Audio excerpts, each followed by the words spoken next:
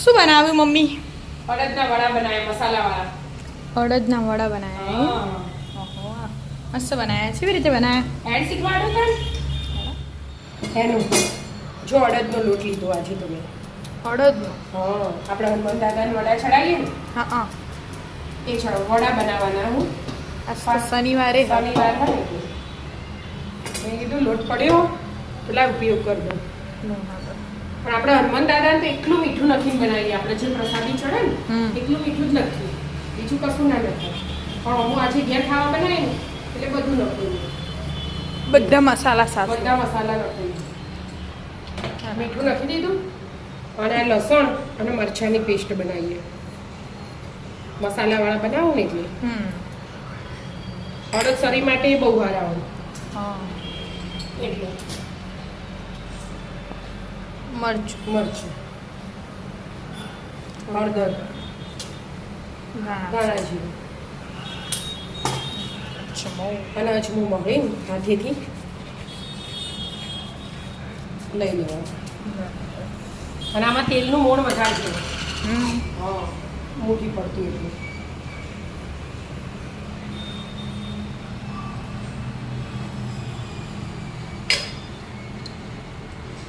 ચમથી અડદ બહુ ચીકણા આવું એટલે એક જ છગળ થઈ જાય. મોણ હોય તો મસ્ત પૂછા મારા બરાબર. એટલા માટે.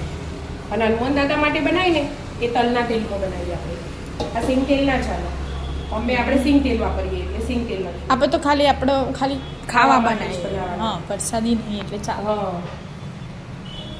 હવે પાણી વીણીને લોટ બધું દેવાનું. પછી મિક્સ કરવાનું બરાબર. જો લોટ આરે એકદમ ઝીણો હોય એટલે ઉડે બહુ ઉડે એટલે ઉડે.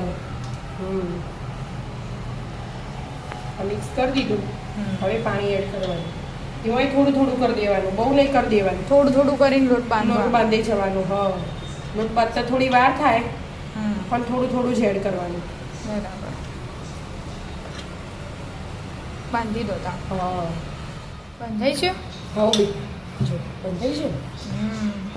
આમ લોટ છે ધોળો નોર્મલ જ આવે તો. અને અડદ કાળા હોય ને એટલે પાણી અડી એટલે કાળો થઈ જાય. લીલો થયો લીલો. હવે થોડું હાથમાં તેલ લઈ લેવાનું વધારે ઉપર લગાવી દેવાનું એટલે બરાબર મસળી દેવાનું.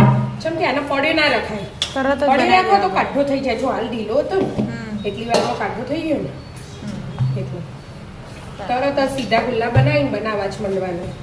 આપણે પૂરી બનાવીએ એવી રીતે વણીને બનાવો હોય ના આપણે દબાઈને પૂરીનું બનાવો. આપણે એર્યું કરી બનાવીએ. ધીમે ધીમે પાણી લેજો. પાસ ચોખ્ખો થઈ ગયો, મસ્ત થઈ ગયો. હવે તૈયારી ચાલુ કરી આવો. મસ્ત ગુલ્લો હોય કે વણવા માટે મશીન લઈને હવે બેસી જવાનું.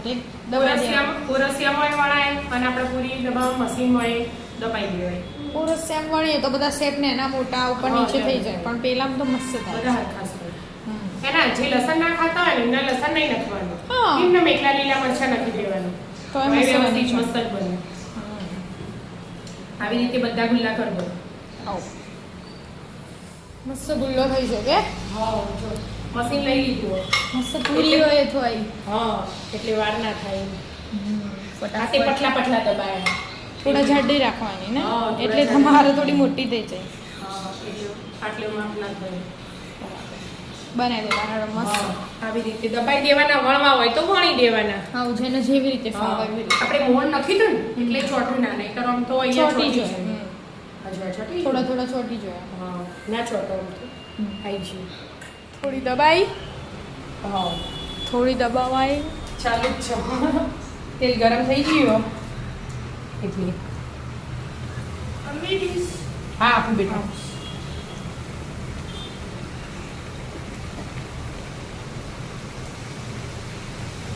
શ્યામુભાઈ થી લાવો હું દબાવું. બરાબર. શ્યામુભાઈ બે આડે. ચલો હવે દડા થોડા એના બુટને દબાયા.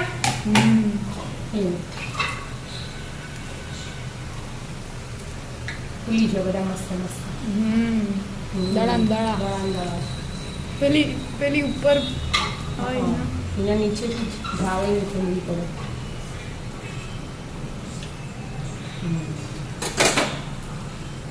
આ તો કેવી રીતે ખબર પડે મમ્મી ચડી રહી હજી સેજ કલર ચેન્જ થશે બેટા જો તમે ધારીને જુઓ એટલે ખબર પડી જ જશે જો આ બ્રાઉન લાગે ને સેજ એના પરથી જ ખબર પડી જાય જો આ ફેવરેલું છો ને આ જો એવી રીતે થોડી બ્રાઉનિશ કરી નીકાળી દેવાની હા એટલે મસ્ત એકદમ અલગ જ લાગે આડદના વડા તો આમ જોરદાર લાગે સ્વાદ જ આપવાનો અલગ છે પણ એ બધા એવી રીતે તળી દો હા આવી રીતે બધા દળા કરી દેવાના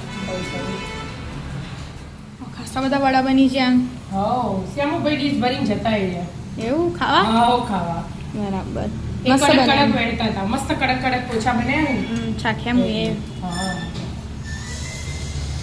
આવી જાવ મિત્રો મસ્ત મસાલા અડદના વડા ખાવા રાધે રાધે રાધે રાધે